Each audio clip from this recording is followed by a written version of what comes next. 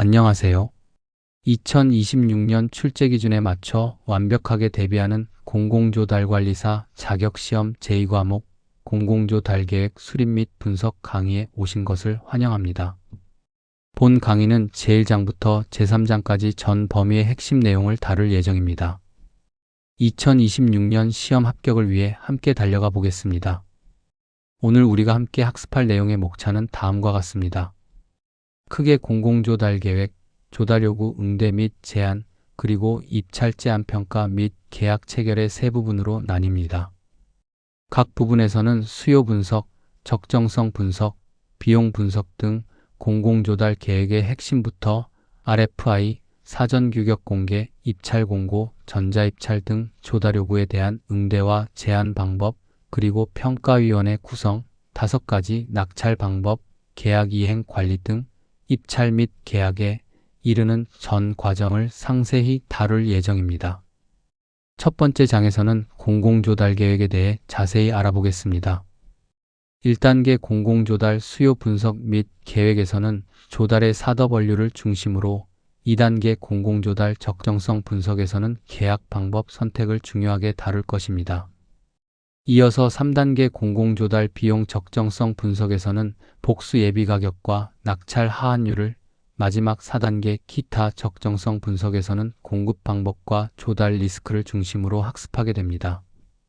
제1장 첫 번째 섹션 공공조달 수요 분석 및 계획에 대해 살펴보겠습니다. 조달의 사더 원료는 무엇을, 얼마나, 언제, 어떻게 공급받을지를 의미합니다.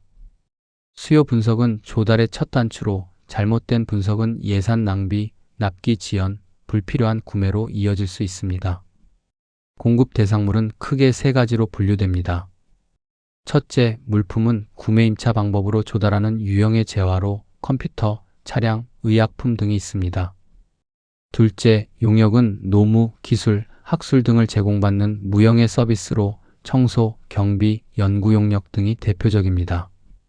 셋째, 공사는 건설, 설치, 유지 보수 등 시설물 관련 작업으로 건물 신축, 도로 포장 등이 여기에 해당합니다.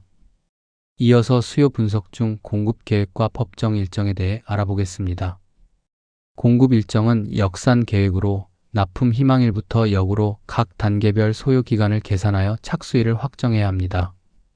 최소 총 소요 기간은 사전 규격 공개 20일, 입찰 공고 10일, 낙찰 10일, 계약 5일, 납품 30일을 합쳐 약 75일로 볼 수 있습니다. 조달 단계별 법정 일정을 보시면 사전 규격 공개는 5일에서 20일, 입찰 공고는 10일 이상, 개찰 및 낙찰 결정은 10일 이내, 계약 체결은 5일에서 10일, 납품 및 이행은 계약에 명시된 기간 동안 이루어집니다. 특히 비상계획 즉 컨틴전시 플랜은 유찰 대비, 납기 지연 대비, 가격 급등 대비로 나뉘어 미리 수립되어야 합니다. 예를 들어 2회 유찰 예상 시 수의 계약 전환 계획을 사전 수립하고 물가 변동 조정 조항을 계약서에 반영하는 것이 중요합니다. 다음으로 공공조달 적정성 분석의 핵심인 계약 방법 비교입니다. 계약 방법 선택은 공공조달 담당자의 핵심 역량입니다. 일반 경쟁이 원칙이며 예외는 법령에 열거된 요건에만 허용됩니다. 4대 계약 방법을 비교해 보겠습니다. 일반 경쟁 입찰은 경쟁을 최대화하고 투명성이 높지만 덤핑 위험이나 부적격 업체 참여 가능성이 있습니다. 제한 경쟁 입찰은 자격 있는 업체만 경쟁에 참여하여 과도한 제한이 독소 조항으로 작용할 위험이 있습니다. 지명 경쟁 입찰은 검증된 업체를 선별할 수 있으나 최소 5인 이상 지명이 필수입니다. 2인은 불가하다는 점을 유의해야 합니다. 수의 계약은 신속하고 유연한 조달이 가능하지만 투명성이 낮고 감사 또는 쪼개기 계약의 위험이 있습니다. 수의 계약이 허용되는 5가지 요건은 소액 계약, 2회 이상 유찰, 특허 및 독점 기술, 천재지변 등 긴급 상황, 국방 및 군사 기밀 관련 조달입니다. 이 5가지 요건은 반드시 암기해야 합니다.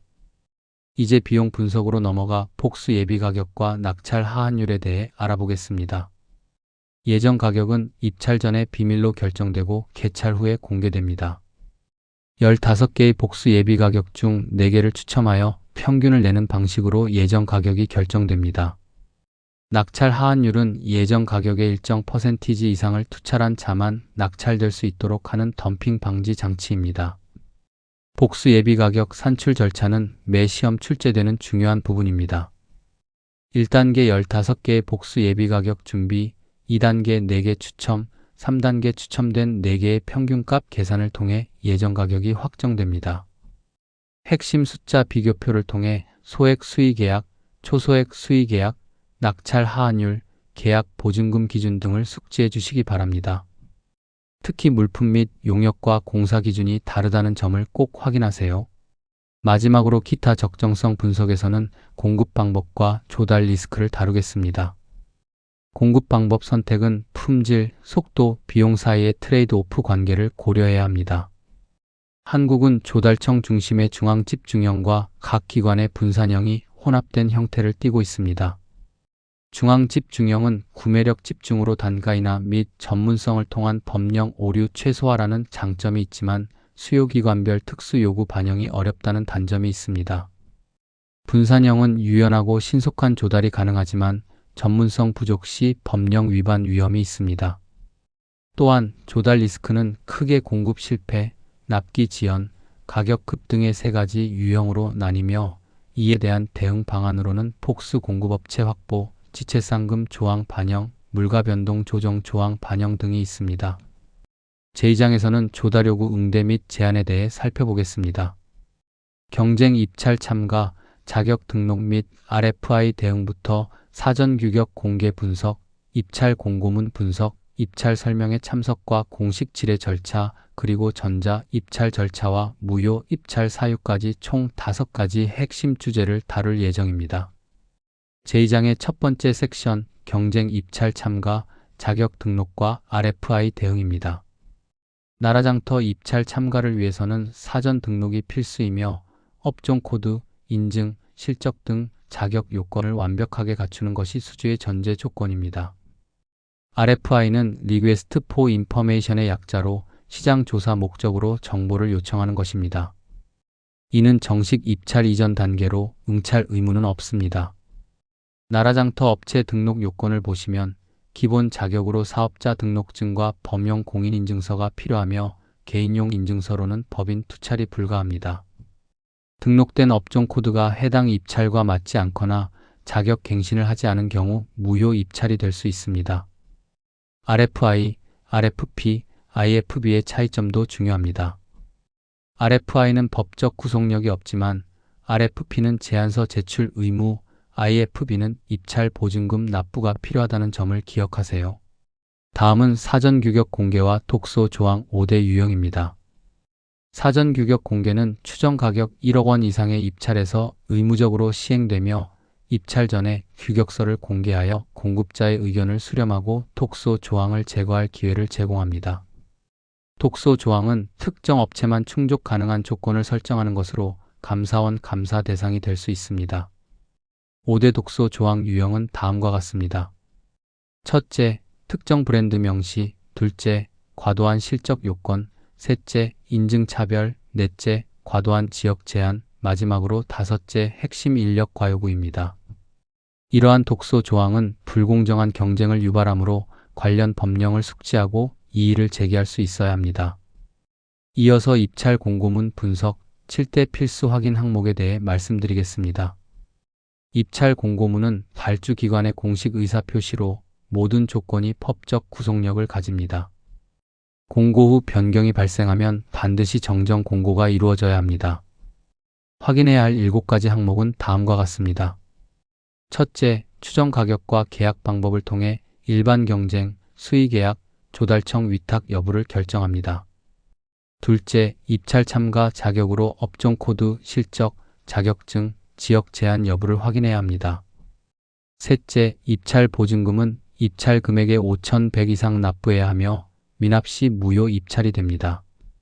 넷째, 납품 장소와 납기를 통해 현장 접근성, 운송비, 이행 가능성 등을 사전 점검합니다. 다섯째, 규격 및 사양에서 독소 조항 여부를 확인하여 이의를 제기할 수 있습니다.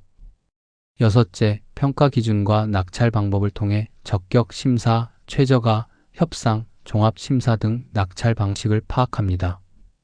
마지막으로 입찰 마감 일시를 반드시 준수해야 하며 시스템 오류에 대비하여 마감 일시간 전에는 투차를 완료하는 것이 좋습니다. 공고 내용이 불명확할 경우 나라장터 공식 질의 기능을 활용해야 하며 유선 문의는 법적 효력이 없습니다. 이제 전자 입찰과 무효 입찰 사유 7가지에 대해 핵심 내용을 정리해 보겠습니다. 무효 입찰은 법적 효력이 없어 개찰 후 확인되어도 낙찰이 취소되며 추가 제재를 받을 수 있으므로 철저한 사전 검토가 필수입니다. 무효 입찰의 7가지 주요 사유는 다음과 같습니다. 첫째, 자격 없는 자의 입찰로 미등록, 만료 자격, 해당 업종 코드 미등록 등이 포함됩니다.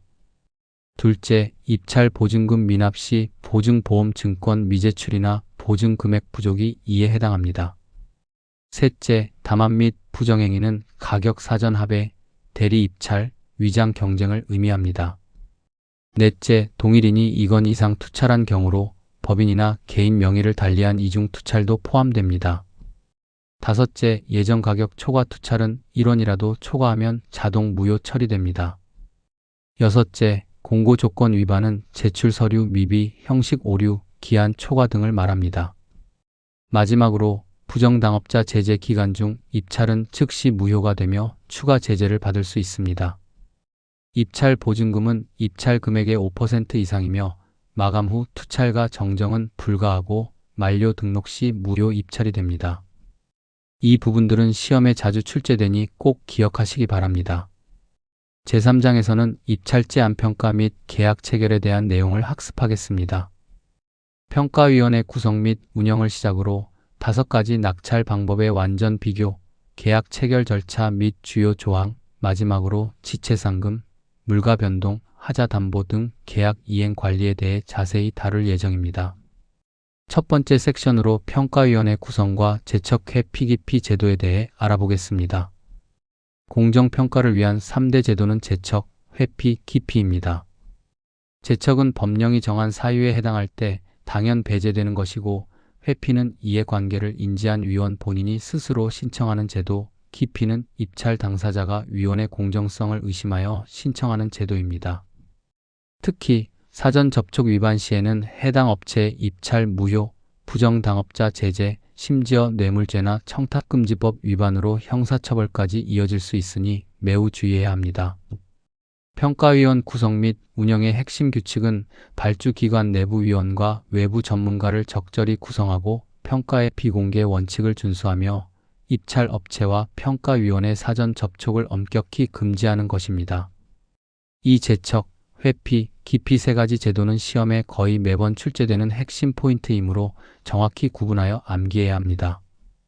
다음으로 5가지 낙찰 방법을 완전 비교해 보겠습니다. 낙찰 방법 5종은 최저가낙찰제, 적격심사낙찰제, 협상에 의한 계약, 종합심사낙찰제, 그리고 희망수량 경쟁입니다.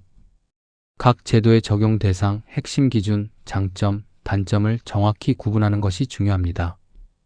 예를 들어 최저가낙찰제는 주로 300억 원 이상 공사나 50억 원 이상 물품에 적용되며 예정 가격 이하 최저가로 낙찰됩니다. 반면 적격심사낙찰제는 10억 원 이하 물품, 용역, 공사에 적용되며 최저가 입찰자 중 물품 용역은 92점 이상, 공사는 95점 이상인 자를 심사하여 낙찰자를 선정합니다. 협상에 의한 계약은 기술 점수 80점과 가격 점수 20점으로 평가하며 IT 구축이나 연구 용역 등에 주로 사용됩니다. 종합심사낙찰제는 300억 원 이상 시설 공사에 적용되며 수행 능력, 사회적 책임, 가격 등을 종합평가합니다. 희망수량 경쟁은 대량 표준 물품이나 비축 원자재에 적용되며 단가 낮은 순으로 수량을 분할 배정합니다. 특히 적격심사 합격 기준, 협상 계약 배점, 종합심사 적용 대상 등은 매 시험 출제되는 중요 포인트입니다. 이제 계약 체결 절차 및 주요 조항에 대해 알아보겠습니다.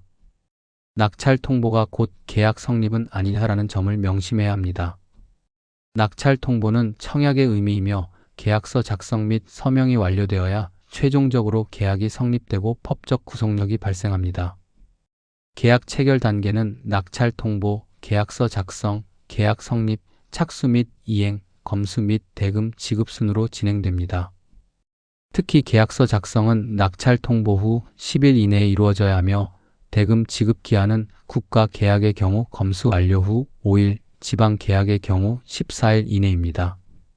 주요 계약 조항으로는 계약 금액의 10% 이상인 계약 보증금, 공사 금액의 25%인 하자보수 보증금, 지연 일수에 따른 지체상금, 그리고 계약 금액의 30% 이내에서 지급 가능한 선급금 등이 있습니다.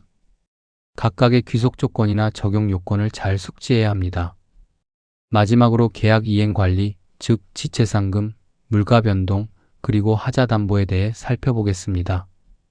계약 이행 단계에서는 납품, 시공, 용역 수행이 이루어지며 지연에 따른 지체상금, 물가 변동에 따른 계약 금액 조정, 그리고 품질 관련 하자 담보라는 세 가지 주요 이슈를 관리하는 것이 핵심입니다. 지체상금은 계약 금액의 1만 1000과 지연 일수를 곱하여 산정되며 발주기관의 귀책 사유일 경우 면제될 수 있습니다. 물가 변동 조정, 즉 ESC는 입찰일 기준 90일 이후 물가 지수가 3% 이상 변동했을 때 조정 신청이 가능합니다. 설계 변경 조정은 물량 변경이나 공법 변경 등이 있을 때 변경 계약을 체결하는 것입니다. 하자 담보 책임은 계약 유형에 따라 책임 기간이 다른데 공사 건축은 최소 2년에서 최대 10년, 물품 납품은 통상 1년, 용역은 계약서에 명시된 기간 동안 적용됩니다. 여기서 해제는 소급 효력으로 처음부터 계약이 없었던 것으로 보며 해지는 장래 효력으로 이후만 소멸하고 이미 이행된 부분은 정산한다는 차이점을 기억해야 합니다. 이제 여러분의 학습 이해도를 점검할 시간입니다.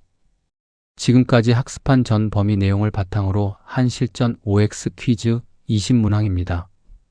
난이도별로 구성되어 있으니 정답을 가리고 직접 풀어보면서 실력을 점검해 보시기 바랍니다.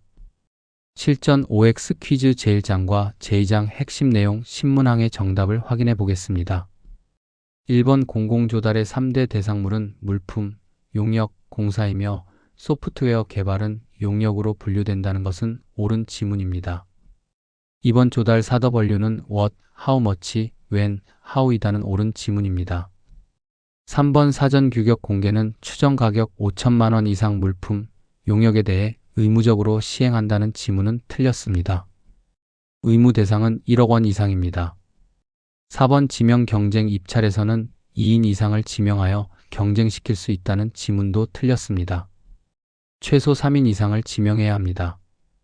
5번 수의계약은 법령에 열거된 요건에 해당하는 경우에만 예외적으로 허용된다는 것은 옳은 지문입니다. 6번 복수 예비가격은 15개를 준비하여 그중 4개를 추첨한 후 평균값으로 예정 가격을 결정한다는 지문은 옳습니다.